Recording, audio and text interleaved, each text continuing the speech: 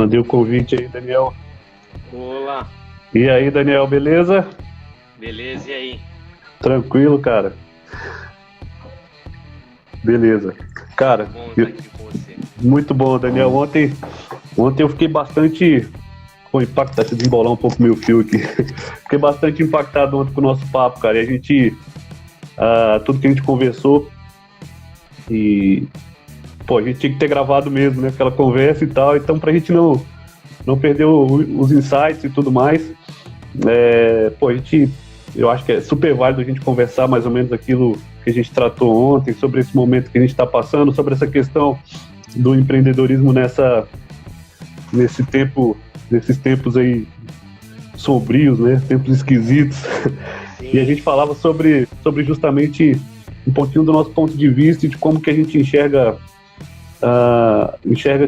o caminho, né? O mundo como está convergindo hoje para muito do que a gente pensa como, sempre pensou, né, como ser humano, e agora parece que chegou um pouquinho da nossa vez aí, né, nesse meio, né. E, pô, Daniel, para quem não te conhece aí, da galera que vai chegando aí, se apresenta aí, cara, fala um pouquinho de você. A gente brinca a história de vida lá, né, se fosse escrever o livro da vida do nosso amigo Jaime lá, o livro 001, o que você falaria do Daniel? Obrigado, cara. Obrigado por estar aqui, viu? Prazer mesmo e gratidão ter te conhecido, viu, cara? Muito legal.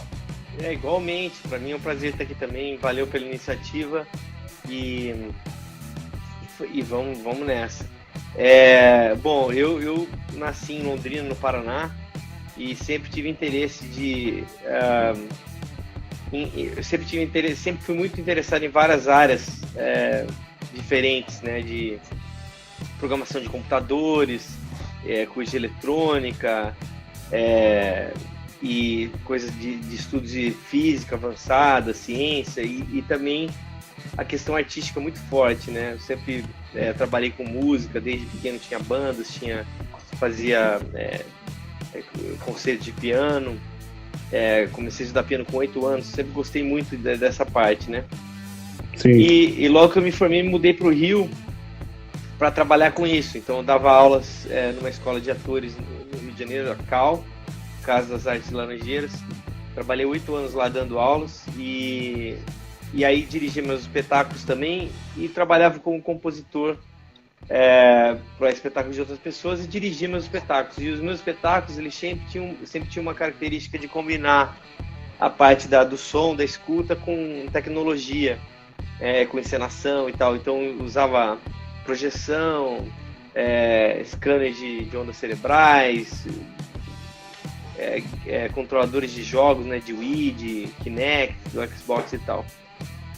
Em 2013 eu fui participar de um movimento de suporte pela minha filha nos Estados Unidos, que a mãe dela estava mudando para Nova York, e eu fui ajudar na fase de adaptação e acabei me envolvendo com uma instituição de arte e tecnologia chamada Harvestworks, muito legal. E eu cheguei lá assim meio, vamos ver o que está acontecendo e tal, só que o negócio era tão assim entusiasmante, eu acabei me envolvendo, fiz amigos e tal, e eles me convidaram para programar coisas para outros artistas, depois dar um workshop, fazer apresentações. E eu falei, vou aplicar para um visto, né? E aí consegui o visto, me mudei para os Estados Unidos. E logo que eu cheguei, eu fui procurado por uma empresa de Los Angeles que estava investigando um jeito de fazer os surdos terem uma experiência musical melhor através de vibração na pele. E eu comecei a investigar isso como um hobby, assim, uma atividade voluntária, né? E depois de um ano, nesse ínterim, eu fui para Praga, dar aulas na República Tcheca, fui para Alemanha, para Berlim. Eu fui para Alemanha uma vez para Berlim, depois fui para Munique, acabei ficando numa residência lá em 3 meses. E sempre trabalhando com esse projeto em paralelo. E aí eu estava nessa época namorando à distância, acabei voltando ao Brasil, me casei e a gente se mudou para Nova York. E foi logo 40 dias depois que eu cheguei que eu consegui ter um estalo assim, resolvi a coisa do protótipo, criei um protótipo bacana. E a empresa que no Impossible Labs me convidou para mudar para Los Angeles, onde eles me deram um laboratório para eu pesquisar essa coisa da vibração. E o negócio foi indo, já faz 6 anos que eu tô com eles até hoje. E a gente fez muita coisa, ganhamos vários prêmios, a gente dobrou esse projeto num produto para pacientes de Parkinson, porque depois eu voltei para Nova York, fiquei 1 ano pesquisando no Mount Sinai, né, o hospital em Nova York, que é o maior hospital do mundo, né, os caras são muito legais, um laboratório lá, e agora estou morando aqui na Filadélfia. Então, agora eu vou começar a minha empresa, né? E eu precisava de uma empresa top de marketing mundial, que fosse a maior organização, que superasse todas as expectativas até de marketing interno da Apple. E eu ouvi falar do tal do Gutenberg, que era um cara assim, acima da criação do marketing digital. Então, aí que a gente está junto nessa aí. Pô, bacana. Pô, a gente chega lá sim, com certeza. Vontade não falta, sonhar não custa nada, né? Já vamos junto. Mas, cara, é muito bom, assim, a gente ontem estava trocando uma ideia sobre tudo isso, e uma coisa que a gente tem muito em comum, né, Daniel, que foi, assim, super impactante desde, acho, da nossa primeira conversa, sobretudo, é a ideia de ter um negócio para justamente ajudar, para servir, né? Para a gente fazer realmente a mudança e a gente ser parte da mudança, né? E a gente conversava ontem e sobre essa questão de como que quando a gente, eu não sei, você falou que deu esse estalo aí, quando você estava por aí, dessa criação, deu estalo também em mim em algum momento, que o maior objetivo do meu negócio seria realmente esse, e a gente, de alguma forma, eu pelo menos, e acredito que você também, a gente não se enquadrava muito nessa pegada do business, do corporativo, do vou matar o meu concorrente para crescer, né, essa coisa meio competitiva, até agressiva demais, né? E a percepção que a gente tem agora, quando a gente ia conversando com você isso ontem, quando a gente realmente entende o nosso propósito, e a gente seta todos os nossos esforços para ele, parece que o universo conspira a favor e a gente começa a atrair as pessoas certas para fazerem parte desse movimento, né? Porque eu acredito muito mais numa relação, não de cliente e empresa, mas de parceiros realmente, de pessoas que vão colaborar para um bem maior, e se a gente puder deixar isso como, de alguma forma, um legado mínimo aí para as pessoas que utilizarem nosso produto, enfim, se a gente conseguir fazer essa diferença, para a gente já tá valendo. Esse também, mais ou menos, é o teu ponto de vista, cara? Fala um pouquinho sobre isso aí, sobre essa questão. Então, eu quero abrir essa minha resposta, que eu achei muito legal o que você falou. Tem uma frase do Goethe, né, de Johann Goethe, o escritor alemão, que ele fala: no momento em que nos comprometemos, a providência divina também se põe em movimento. Todo um fluxo de acontecimentos surge a nosso favor. Como resultado da atitude, seguem todas as formas imprevistas de coincidências, encontros e ajuda, que nenhum ser humano jamais poderia ter sonhado encontrar. Qualquer coisa que você possa fazer ou sonhar, você pode começar. A coragem contém em si mesmo o poder, o gênio e a magia. Que eu acho que tem tudo a ver com isso daí, porque realmente, assim, essa ideia de que... primeiro, eu acho que é uma distorção do pensamento darwinista, né? Porque o Darwin nunca falou que é a sobrevivência do mais forte. Ele sempre falou que o que ele fala nos livros é que é a sobrevivência do mais adaptado, né? Sim, isso é dado.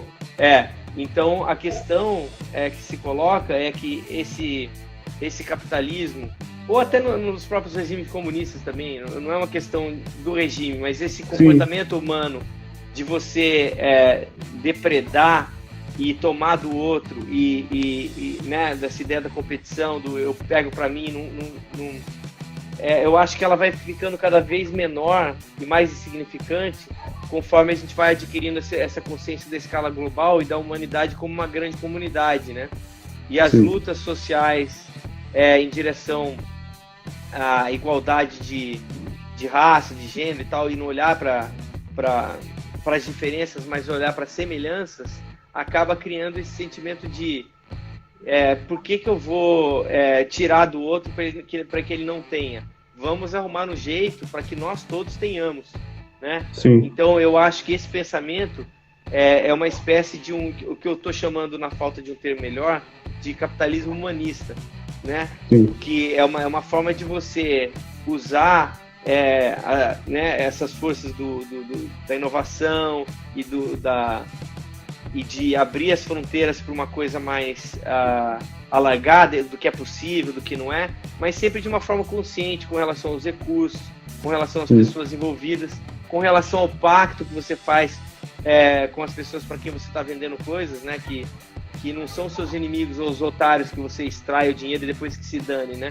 Você está criando uma relação com eles, você está fazendo uma promessa, então é minimamente ético que você cumpra as promessas que você faz. Então, em torno desse ideário todo é que a gente está começando essa nossa parceria, e eu acho de uma maneira muito bonita e sólida, porque, como você também colocou, ela está alinhada com uma tendência que a gente está vendo em direção ao futuro, né? E eu acho que isso vai ficar cada vez mais evidente, e agora, usando o Darwin da maneira correta, os não adaptados a isso vão acabar perecendo simplesmente porque não vão ter mais espaço dentro da consciência do público. Sim, perfeito. E assim, pegando um gancho aí sobre tudo isso que você falou, eu vejo a pandemia assim, como uma grande oportunidade, né, para a gente enxergar o mundo sobre um outro prisma, né, sobre um outro aspecto. E quando a gente traz isso para o mundo dos negócios, isso não quer dizer assim que a gente não, o objetivo não é o lucro, não é nada disso. Gerar riqueza faz parte também de um propósito, de um objetivo de um negócio, né? Mas desde que seja assim, de uma maneira ética, respeitosa, como você falou, e colaborativa, né? E pegando o gancho sobre a questão de adaptar, né, da adaptação, eu acho muito, muito, muito interessante, porque algumas pessoas que já vibravam com essa consciência do colaborar, do co-participar, elas estão passando, eu percebo isso através das relações que eu tenho, elas estão passando por esse processo, e são pessoas que têm negócio, elas estão passando por esse processo da pandemia de uma maneira muito mais fluida, muito mais leve, né? Porque já trazem nela enraizada essa questão de ver mais o todo, né? E a empresa dela está arraigada com esses valores, né? Eu imagino que essa condição colocou meio que as pessoas meio que de um ponto zero, assim, como se fosse uma corrida de automóveis que choveu, e toda a vantagem competitiva que uma empresa grande de repente tinha, que tinha um mindset de competir, de sangue no olho, aquela coisa, ela de repente perdeu aquela vantagem, de repente ela até ficou para trás porque não consegue se adaptar a esse novo padrão.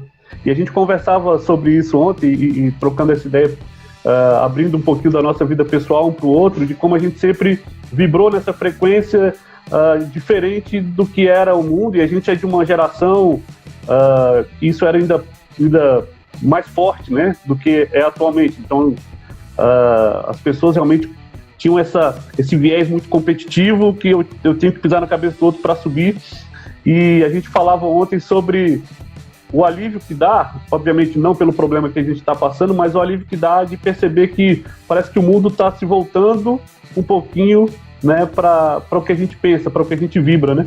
E, pô, cara, eu queria ouvir o teu ponto de vista sobre isso. Ontem que a gente falou sobre isso, achei sensacional. Era como se chegasse agora a nossa vez de tomar a rédea e de tocar para frente aquilo que a gente acredita, e a gente acha que o mundo vai vibrar agora um pouquinho nessa frequência.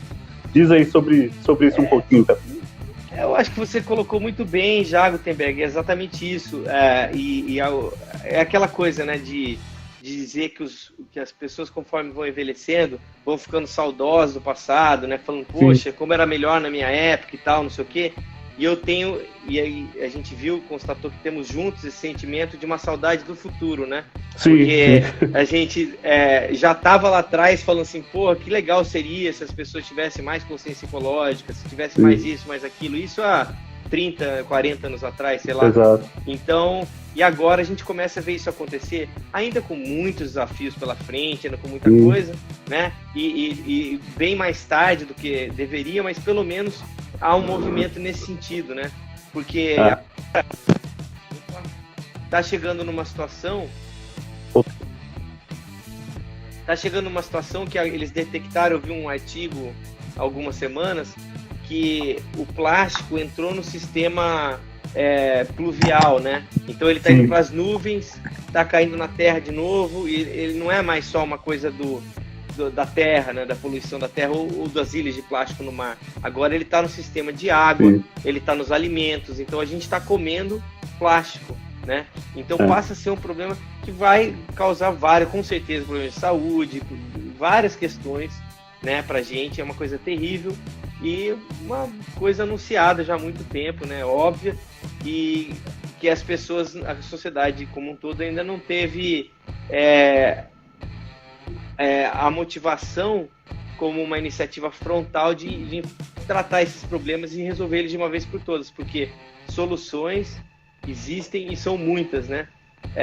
E basta ter vontade e motivação para colocar isso no topo da agenda, entre outras coisas, né? A gente tem tantos desafios para resolver, mas eu acho que a questão ambiental é uma questão também muito, muito, muito relevante e ficando cada vez mais. E assim, é uma coisa até estranha, os contra-argumentos, porque vamos supor que por um momento toda essa história de aquecimento global seja realmente um equívoco e não é causado pelo homem, é um fenômeno da natureza e é natural e acontece tantos e tantos anos e realmente é isso que a Terra está passando agora e beleza.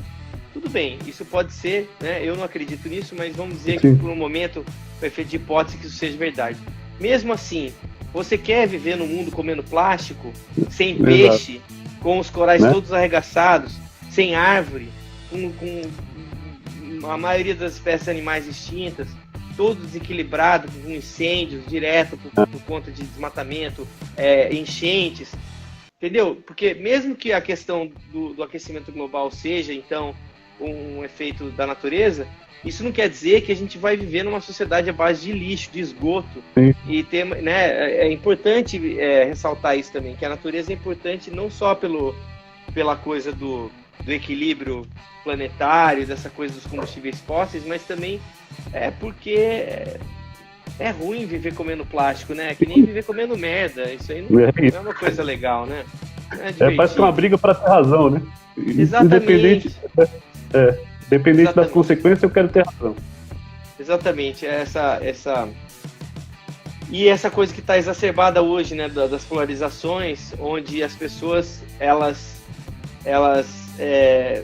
falam meias verdades, omitem fatos, distorcem as coisas, porque você perdeu o argumento, é uma coisa realmente terrível, né, e que tem consequências seríssimas. Então, isso leva as pessoas a ficarem mais reativas aos posicionamentos e tal, porque realmente a gente está passando por uma fase muito estranha, mas também agora muito evidenciada pelo coronavírus, né, e toda essa situação que a gente está passando de quarentena, que está levando a um paroxismo todos esses elementos e forçando a sociedade novamente a se adaptar.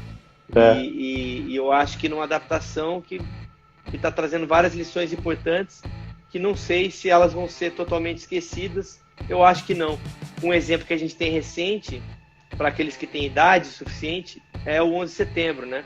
O evento se foi, o trauma do mundo, de uma certa forma, ele passou, né, de um modo geral, mas as lições daquele dia permanecem até hoje. Basta você ir no aeroporto que você vai ver como isso é só um elemento visível, né? Mas isso ficou na consciência das pessoas. A sociedade mudou a partir dali. Então eu acho que agora, por conta do que aconteceu agora, vai ter algumas lições que eu quero crer que a sociedade não vai esquecer.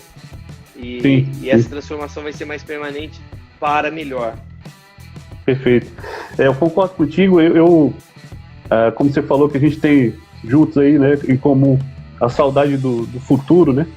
E basicamente, assim, quando eu vejo, principalmente assim, as pessoas têm um comportamento muito, na minha época que era legal, né? Aquilo que a gente estava falando sobre tudo isso. Eu, por exemplo, eu vejo hoje a minha filha hiperconectada em várias telas e, enfim, jogando com as amigas online.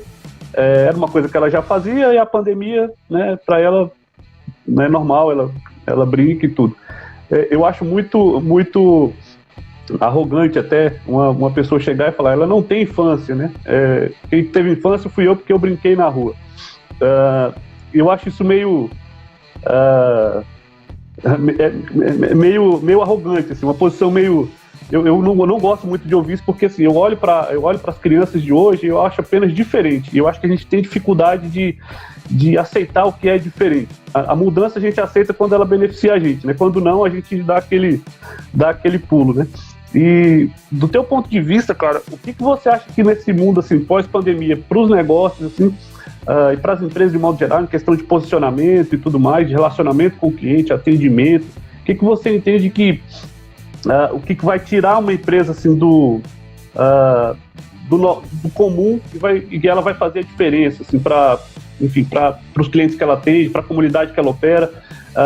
Eu sei que essa pandemia pode ter vindo para despertar muitas consciências, e no mundo dos negócios eu acho que isso é super positivo, mas nós vamos ter um futuro próximo aí, que a gente ainda não sabe o que vai acontecer, mas que a gente pode prever algum cenário. No teu entendimento, o posicionamento das empresas, assim, ela vai mudar e para onde? Assim, o que você entende disso? Bom, eu suponho que... Porque o que acontece? A gente primeiro tem que analisar as mudanças que as empresas estão sendo forçadas a adotar, né? Para entender no primeiro momento o que acontece. Então, pessoas que relutavam em adotar algum tipo de presença online, né? Por exemplo, vamos falar de restaurantes, que é uma coisa mais óbvia, né? O cara esperava que a casa lotada, ele estava bem, e a casa vazia ele estava mal. Era uma relação direta, né? Agora, com a distância social, ele tem que ter muito menos gente dentro da casa, e talvez isso não pague as contas dele. Então, ele vai ter que criar algum tipo de coisa online, nem que seja uma entrega, a pessoa parar e pegar o negócio, né? A minha pizzaria aqui, a 2 quadras aqui de casa, eles fizeram isso muito bem. Você tem todo um sistema de app lá, você compra em 1 segundo, você passa na porta, os caras perguntam qual é o seu número, você fala qual, eles vão lá na coisa, todo mundo com máscara, te entrega com luva, tudo, entrega a pizza em mão, você pega, põe no carro, ou você tá a pé, você pega e vai embora. E tem fila, e o negócio roda muito rápido e bem, e eu tô achando que os caras estão vendendo inclusive muito mais do que na época que eles eram uma pizzaria mais convencional. Então são pessoas que souberam aproveitar essa oportunidade para se transformar. Tem pessoas que estão resistindo à mudança, né? Isso. E essas pessoas, infelizmente, vão ter muita dificuldade. Se a gente observar as profissões que desapareceram no passado, né? Você pensar, por exemplo, o motorista, o cocheiro, né? Que era o cara que levava a carroça adiante. Quando chegou o carro, essa profissão praticamente desapareceu, né? E o que o cara foi fazer? Ele teve que aprender a dirigir um carro, se ele queria continuar no mesmo ramo. Então, e quem não aprendeu a dirigir carro foi, sei lá, ser agricultor, vender, né? Então, essas mudanças forçadas que estão acontecendo agora. No momento, eu acho que é nessa direção de ter uma presença online muito simplificada, para facilitar a experiência de compra da pessoa. Tem que ser uma coisa muito... Porque como tem muita gente fazendo isso ao mesmo tempo e fica muito fácil, e as ferramentas estão muito democratizadas e baratas, você tem que ter uma experiência muito mais sofisticada do que no passado, porque para a pessoa poder não ter nenhum tipo de embargo no processo da compra, ou senão ela simplesmente vai olhar uma outra que ofereça isso para ela. Exato. Né? Não pode ter fricção nenhuma, né? Não pode, exatamente. Então, mais do que a qualidade do produto em si, a qualidade do atendimento, também existe uma questão com relação à experiência, né, online que você tem, que tem que ser uma coisa que seja praticamente invisível, né? Como acho que é o Johnny Ive que falava que um bom design é transparente, um design genial é invisível, né? Então eu acho que a experiência online hoje, ela tem que ser invisível, ela tem que ser uma coisa que o cara nem pensa na experiência, ele pensa assim, eu preciso de uma pizza, pronto, pizza, acabou. Não é uma coisa que eu vou, como é que eu aperto aqui, vou lá, ligo, o cara não me atende, está ocupado, aí eu aperto de novo, o negócio não chega, demora para carregar, não aparece o menu, não tem preço, tudo isso. Então, eu acho que essa migração para esse comportamento de mentalidade online, que várias empresas mais tradicionais não tinham, e isso também vai afetar a questão dos anúncios, né? Que aí bate diretamente no que você está falando, porque a grita das mídias sociais, que já era muita, eu acho que está aumentando mais e vai aumentar mais ainda. Então aí é que eu acho que as palavras visionárias do nosso amigo Seth Godin lá do Purple Cow ficam ainda mais relevantes, que não adianta você querer gritar mais do que os outros. Imaginar que você está numa praça pública, a céu aberto, todo mundo gritando para vender seu produto, e você vai lá no meio e começa a gritar também. Não adianta, você tem que ter alguma oferta diferente. Eu acho que dentro dessa nossa ética que a gente estava colocando antes, essa coisa diferente tem que ser uma coisa que ponha as pessoas em necessidade delas em primeiro lugar, cumpra as suas promessas, o seu contrato de compra e venda, né? E pense sempre respeitando esse efeito de espalhamento pessoal, né? Porque os maiores circuladores do marketing, que já estão sendo isso e vão ser cada vez mais, não são os difusores centrais, como era a TV no passado ou rádio, mas são de pessoa para pessoa, é um nivelamento horizontal. Então eu gosto do produto e falo pro meu amigo, cara, compra, que nem eu faço isso o tempo todo, vários amigos. Ontem, há 2 dias atrás, um amigo meu estava perguntando qual é o fone Bluetooth que eu uso, que eu compro. Aí tem esse, tem aquele, eu testei tipo uns 15, dou aula disso, porque eu sou neurótico, negócio de som e tal. Então, falei, tem esse, tem aquele, esse aqui tem mais. E o cara foi lá e comprou o que eu falei. Então, eu acho que tem muita gente se valendo das relações pessoais para entender como navegar, porque o maior desafio da contemporaneidade para mim é a filtragem da informação, né? Porque na nossa geração o problema maior era peraí, deixa eu mandar aqui o Gutenberg Fernandes, né? Isso. Era o acesso, né? Isso. Era difícil pra caramba conseguir acessar a informação, porque né, livros eram caros, às vezes não tinha no lugar que você morava, você não tinha como comprar à distância, como é que você ia saber onde estava, não tinha na sua língua, era tanto problema. Você devia ser um cara também buscador como eu. Eu lembro que eu passava para conseguir informação, era um processo extremamente complexo. E agora, com a democratização que a internet promoveu, essa horizontalização de que um menino de 12 anos no interior da Austrália tem acesso às mesmas coisas de um cara no deserto da Etiópia e um cara no Nordeste brasileiro e aqui na Filadélfia, a partir do momento que eles têm, obviamente, aí entra toda a questão do capitalismo, da distribuição de recursos, da tecnologia, mas eles conseguiram, de uma certa maneira, infestar o mundo com aparelhos celulares. Então, você tendo o seu celular que vai ter uma cobertura, você consegue ter acesso à mesma informação. Isso eu acho uma coisa inacreditavelmente bela, mas cria esse problema da filtragem. Uma vez que está tudo exposto, o que você escolhe? Você escolhe o que faz sentido para sua tribo, para os seus pares, para aquelas pessoas que ressoam com você, com o seu coração, que você gosta, que gostam de você e que vão te ajudando aqui e ali. Eu tenho um amigo que gosta muito de ler, então será que ele tem algum livro para me indicar? Eu tenho um amigo que trabalha numa empresa de sapatos. Eu tô a fim de comprar um tênis, será que ele... não, tô te desconto muito bom esse aqui, que dura mais, isso e aquilo. Então, esse tipo de navegação, obviamente, com terciários, quaternários, né? Não é só a relação direta, mas que vão passando de um para outro, é um foco muito importante. E a partir do momento que você passa a criar e conquistar a confiança e a admiração das pessoas com quem você está nessa parceria, né? Agora pensando nesses termos, isso tem um efeito polinizador, que é mais lento, mas é muito mais orgânico e mais sólido, na minha opinião. Com certeza, é uma coisa mais estruturada, né? Cara, você tocou em vários pontos aí que eu achei sensacional. Primeiro, assim, sobre essa velocidade de transformação de negócios, se a gente tiver como diz o outro, olhos de ver, a gente consegue antecipar alguns cenários, né? Isso que, se você tiver o olhar de observador também, pegando um pouquinho desse gancho, assim, a gente observava, sei lá, no século XIX, né, todas as famílias produziam, de repente, suas próprias roupas, né? Não produziam, mas faziam suas próprias roupas. Compravam os tecidos e todo mundo, né, fazia ali sua própria roupa.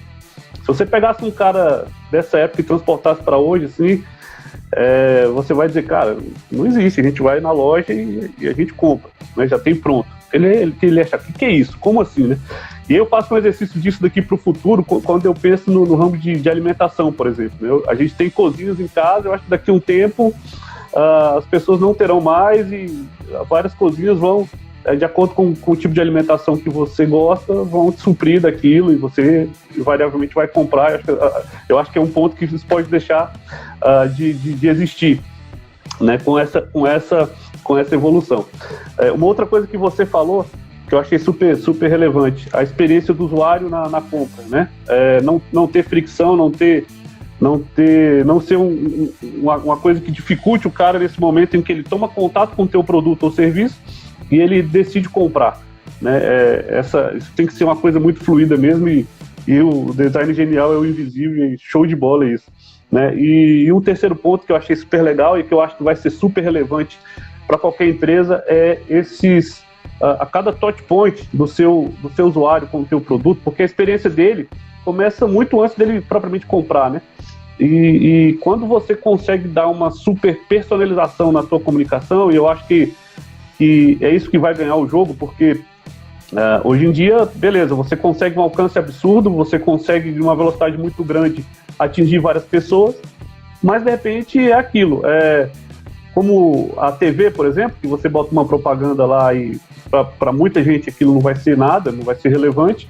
Eu acho que a internet, por essa questão, em alguns momentos ela se parece muito quando você, sei lá, joga a tua propaganda lá e mostra para várias pessoas e, né, não personaliza aquela experiência.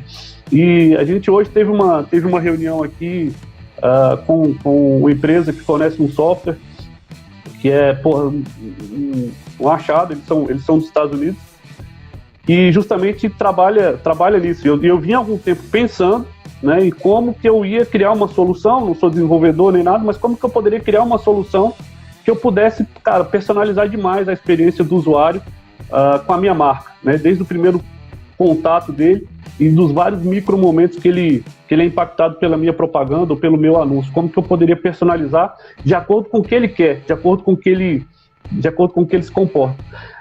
Eu acredito que muito, muito em breve a gente vai estar falando de um jogo aí na internet que isso vai ser perfeitamente possível. Ou seja, eu vou ter um site, por exemplo, onde eu impactei o Daniel e o amigo do Daniel. Só que quando o Daniel entrar no meu site, ele vai ver um tipo de site que vai ser mostrado para ele de acordo com o perfil dele de consumidor, e o amigo do Daniel vai ter um outro site de acordo com o perfil dele, com o que ele consome. Você acredita nisso, cara? 100%. A gente já está acontecendo de uma certa forma, né? Se você pensar nos feeds, nos mecanismos de busca que oferecem resultados para mim do que para você, a inteligência artificial andando mais um pouquinho, eu acho que a gente chega lá. É óbvio que isso tem um componente um pouco assustador, eu acho. Né? Mas é aquele negócio, é uma ferramenta, né? E que a gente pode usar de milhões de formas e pode trazer também benefícios imensos, né? Porque justamente o que a gente estava falando, quando filtragem passa a ser um fator um desafio tão grande, é importante que você tenha meios para conseguir navegar nisso, porque né? E aí, de uma certa maneira, o computador vai estar sendo esse seu amigo, né, para te referenciar coisas que tem a ver com o que você está buscando. Essa coisa dos anúncios, né, automáticos gerados que aparecem para você, eu acho que já são um passo bem grande nessa direção. E eu acho que isso que você está falando faz todo sentido, e eu acho que a gente está bem perto de chegar lá. Eu não dou 5 anos para isso aí ser totalmente efetivado e virar um novo padrão, porque ele já tem compreensão de texto, já tem adaptação de linguística, né? Então, a partir da linguagem que ressoa mais comigo, o site vai se adaptar e responder para me atingir mais diretamente. É uma coisa assim, né, que traz um monte de questões filosóficas aí, a Repórter.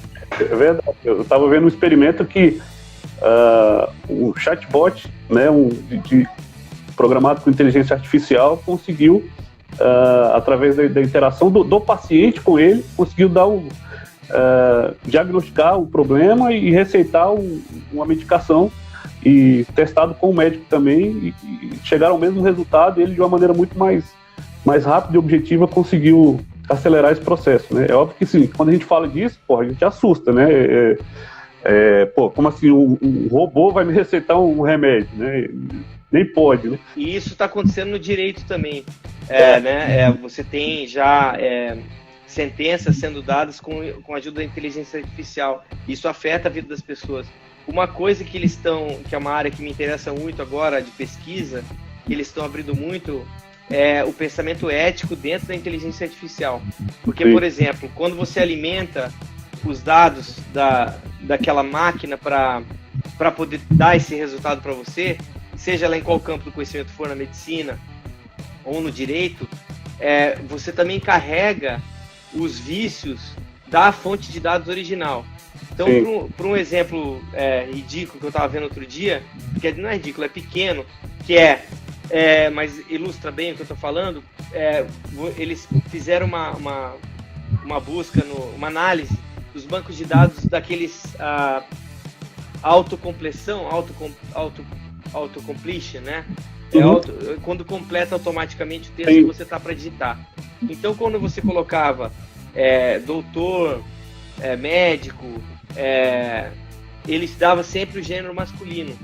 Sim. Quando você colocava enfermeiro, né, ou sempre dava enfermeira, nurse, né? Sempre tratava como she. E quando você colocava... Então tinha uma série de coisas assim que são pequenas distorções que a gente vê só como um sintoma. Agora você aplica isso por uma questão, por exemplo, de uma decisão jurídica que vai botar o cara na cadeia ou que vai fazer o cara pagar uma multa milionária. Se você tem esse tipo de distorções, você pode acabar com a vida de uma pessoa. Não por erro, mas porque aí a gente vai falar mesmo em bias, né, em desvio estrutural mesmo da norma, afetando a vida das pessoas. E aí você começa a pensar isso na questão dos carros, que eu falei numa outra live outro dia, mas é uma questão interessante, tem a ver com isso. Nos carros que não tem motorista, né? O nosso tempo de reação numa situação de emergência, ele não é tão rápido, né? Tanto que, então o exemplo clássico que eles estão trabalhando agora para modelar toda a situação é você tá dirigindo numa estrada em alta velocidade e na outra direção vem um caminhão e você tá, né, na velocidade permitida e tal, mas está indo bem rápido. Uma bola cruza a rua e vem uma criança cruzando na frente do seu carro. A reação da gente como ser humano é completamente imprevisível. Qualquer coisa pode acontecer nessa hora. A gente pode virar e bater no caminhão e descarrilhar o caminhão, matar o motorista e a gente pode tentar desviar e acabar atropelando a criança, a gente pode ir para a calçada, enfim, uma série de coisas podem. Mas como agora você vai estar trabalhando com um computador que pensa, entre aspas, e reage milhões de vezes mais rápido do que esse circuito neuronal nosso, isso passa a ser uma escolha. Então, assim, qual é a minha escolha? O meu critério a criança é mais nova, então ela tem prioridade, então mata o motorista. Não, então vai e bate no caminhão que vai reagir com o outro computador vindo de lá e a gente vai matar os dois motoristas para salvar a criança. Ou dane-se a criança, o importante é o motorista. Mas o interessante é que na Alemanha eles já fizeram essa pesquisa. Então, todo mundo, quando você falava assim, você escolhe matar a criança, 100% das pessoas falavam, não, eu prefiro rodar o dado e ver o que vai acontecer comigo. Só que quando a pergunta mudava e falava assim, você compraria um carro que numa situação dessa escolheria te matar para salvar a criança? 100% das pessoas falam não. Então, você fica numa questão assim, bem complicada, interessante, de pensar nessa relação do homem com a máquina, como que a sociedade tem que ser reinventada, né, para poder se adaptar para esses novos desafios e não carregar os mesmos vícios humanos para dentro do pensamento, entre aspas, né, da máquina. Exato, porque em algum momento essa interação acontece, seja na construção, né, enfim, seja no desenvolvimento, ou em algum momento você é uma pessoa que tá criando, né, e esses vícios realmente eles tendem a ser levados mesmo pro funcionamento de toda essa operação de inteligência artificial. Mas eu acho que é um grande desafio, sim, a gente, no futuro próximo, encontrar o equilíbrio. Eu já acho que, assim, falando você falou um cenário de 5 anos, eu acho que um pouco até antes, viu, cara? Assim, pelo que eu tenho percebido de avanço, até porque por esse cenário que a gente falou da pandemia, né? Eu até brinquei no meu blog, aí, voltando um pouquinho lá na tua resposta anterior, que tem 2 artigos no meu blog que eu acho que falam muito sobre o que a gente falou aqui agora. Que eu escrevi há algum tempo, desde 2014, foi em 2014 que eu coloquei esse artigo, que redes sociais são praças, né, e não são feiras. Aquela história do Seth Godin, né, que fala dessa questão que você não vai chegar numa praça gritando mais alto todo mundo para vender teu produto. Você cria relacionamento, você senta no banquinho, conversa, né, conta um pouco a história, ouve a história da pessoa. Então é mais ou menos como uma praça, nesse sentido, né?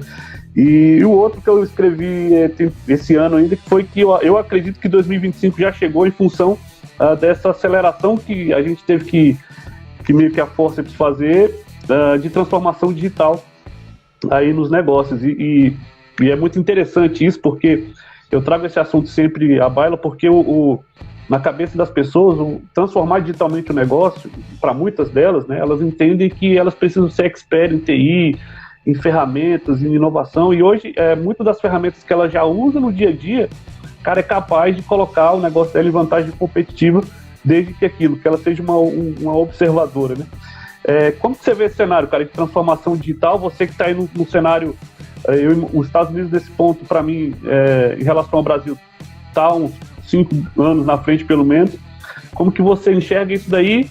E tendo relação com o Brasil, como que você vê essa diferença também entre esses 2 cenários, Estados Unidos e Brasil, no quesito de transformação digital?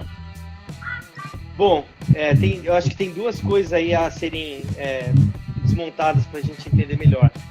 Primeiro que a questão de como que eu me comunico, né, e como que eu entendo isso que está acontecendo, porque, novamente, você está democratizando ferramentas, então a questão passa a ser a filtragem, a seleção dos mecanismos e como criar essa engenharia. Então eu acho que o que vai valer não é necessariamente as ferramentas, mas o conhecimento de como você estruturar essas ferramentas para obter um resultado que você quer. Por exemplo, a ferramenta não é o fim, né? É o meio. Exatamente, mas assim, qual ferramenta? E como você integra, porque não é uma ferramenta, são algumas, né? Então, como você usar a ferramenta A com a ferramenta B, com a ferramenta C, para ter um resultado. E realmente, isso está no dia a dia. Todo mundo hoje tem um editor de texto, todo mundo tem uma planilha, todo mundo tem um celular com câmera, todo mundo tem tudo isso. Só que ter esse tipo de conceito na cabeça para ir lá e fazer essa determinada coisa, que eu acho que é a grande questão.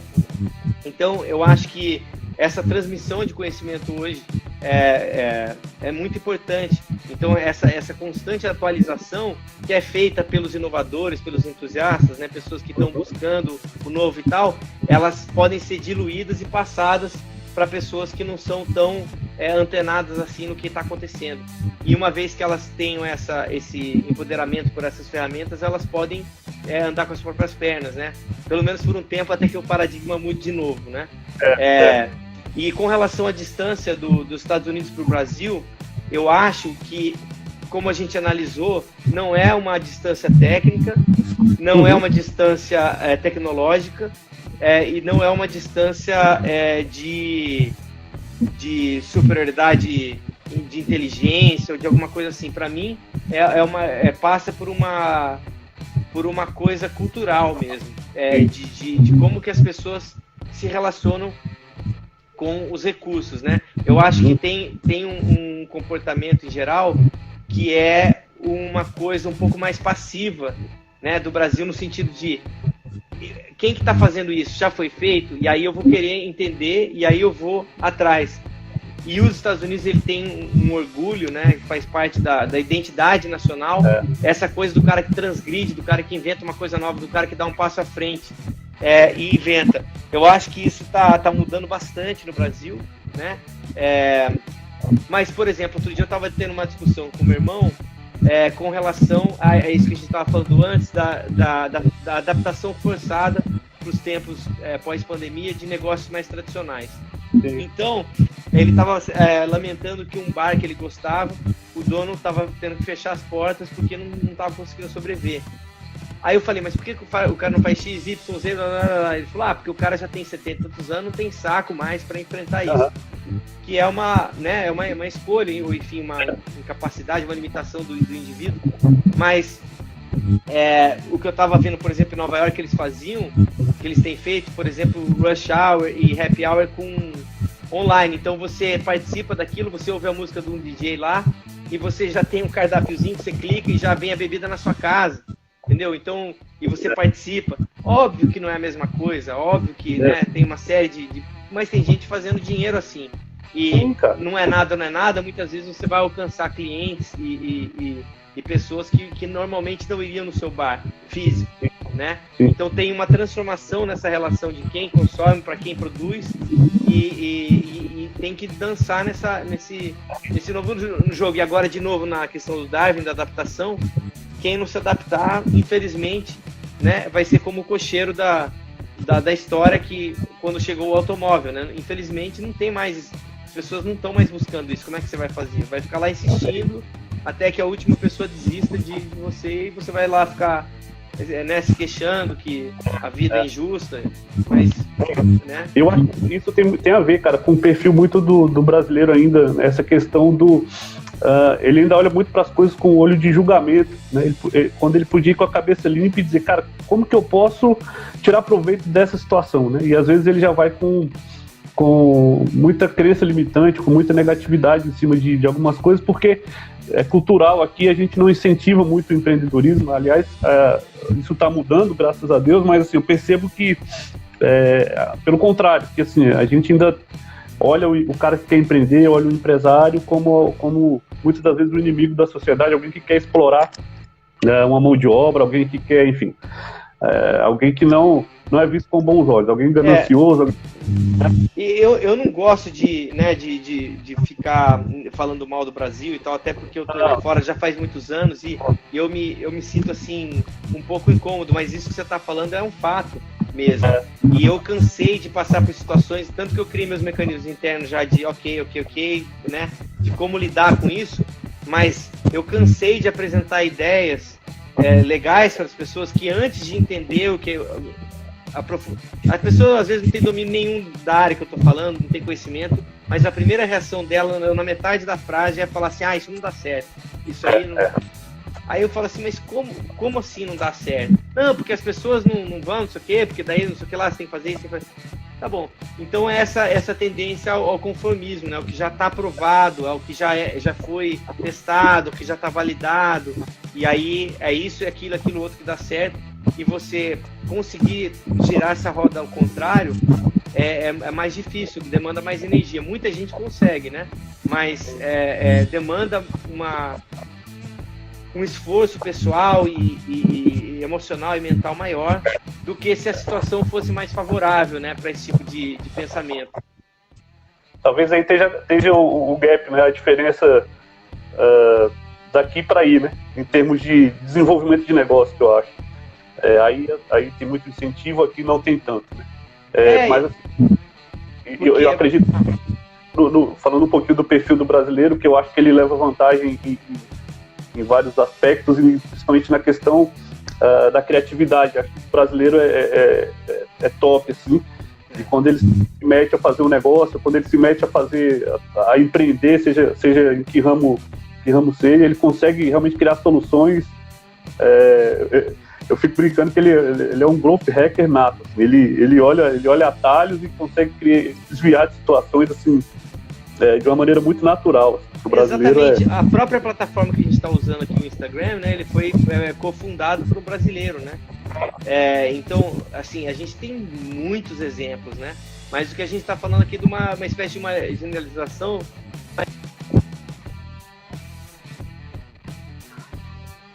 de uma identidade do povo, né? De uma espécie de um comportamento compartilhado de modo mais geral, né?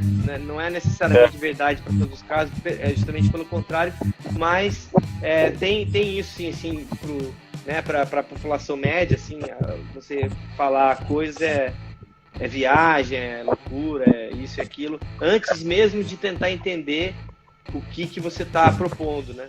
E esse país aqui, ele foi fundado justamente na premissa oposta, com todos os problemas e questões também que isso levanta, mas nessa coisa de tipo, abre a parada aí, se você conseguir fazer o que você está falando, eu quero participar também, porque vai ser uma coisa legal, né? Então vamos ver, vamos pagar para ver, é mais assim, né? É mais para frente, né? Nesse sentido. Mas eu acho que o Brasil também está mudando bastante. Eu sinto isso, assim, em vários setores, né? As pessoas estão ficando mais abertas a pensar mais fora da caixa e tal. E isso também tem a ver com aquilo que a gente estava falando, né, Gutenberg, da sociedade está caminhando numa direção um pouco mais a ver com as nossas convicções compartilhadas e tal. Eu acho que as pessoas estão começando a entender que empreender não é necessariamente sobre um negócio, né, mas sobre um pensamento, né, e você pode, uma maneira de pensar, eu acho, né, e você pode empreender em áreas diversas, e eu acho que o Brasil começou a entender isso. Algumas pessoas aqui são forçadas a empreender porque de repente perderam seus empregos e vão, como diz nosso amigo Jair, na tora, né? Enfim, eu acho que isso de alguma forma também acelera esse processo, né? As pessoas começam a ter contato com a execução de um negócio, meio que aprendendo executando, né? E isso vai mudando um pouquinho do mindset do brasileiro, e eu acho que isso tende a mudar, e a gente, os empreendedores, as empresas de modo geral, possam aí ser vistos como pessoas que podem sim contribuir para a mudança, né? Para a mudança que a gente está passando. Vai aprendendo pelo fazer, né? É isso. Aprende executando. Cara, eu queria muito te agradecer por esse tempo aí que você disponibilizou pra gente. Estamos chegando aí a 1 hora já. Sim. De papo. E, parece que nem passa. Cara, dá a tua consideração final aí sobre esse momento aí, enfim, sobre tudo que você tá vendo e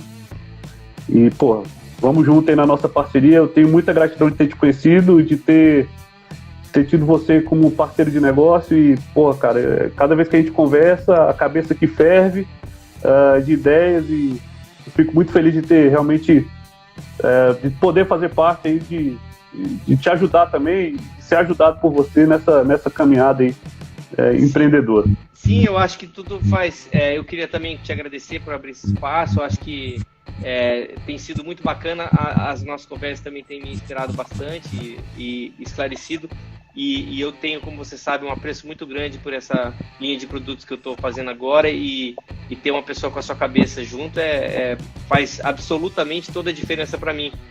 Porque eu acho que você tem que estar alinhado com os propósitos mais assim internos, para que a coisa realmente tenha uma energia, né, de entusiasmo e de movimento, e dentro disso que a gente vem discutindo, e como você colocou muito bem, que é uma estrutura mental, né, e isso faz toda a diferença em como que a manifestação disso no mundo material, nos negócios, na fabricação das coisas, na geração das ferramentas, ela tem uma influência capital, porque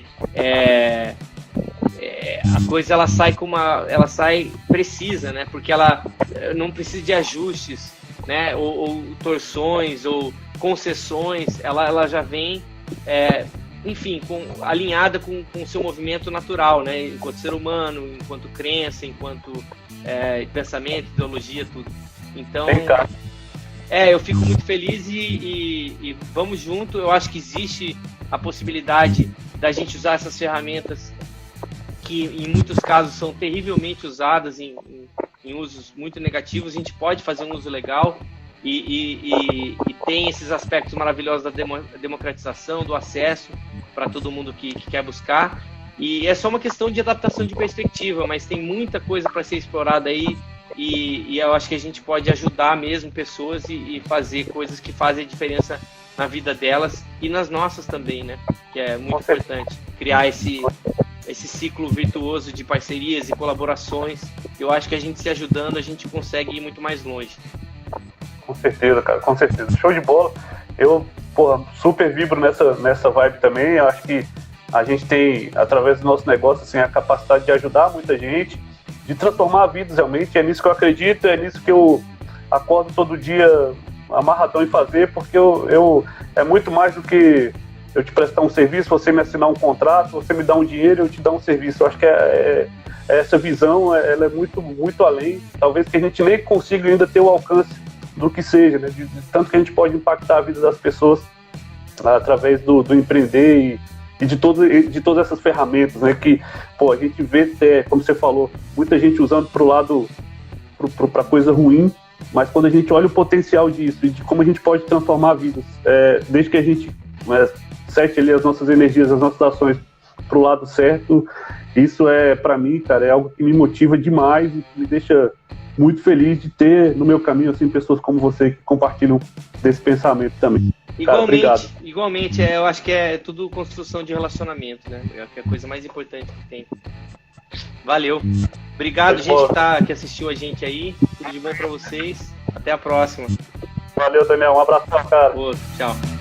Bye.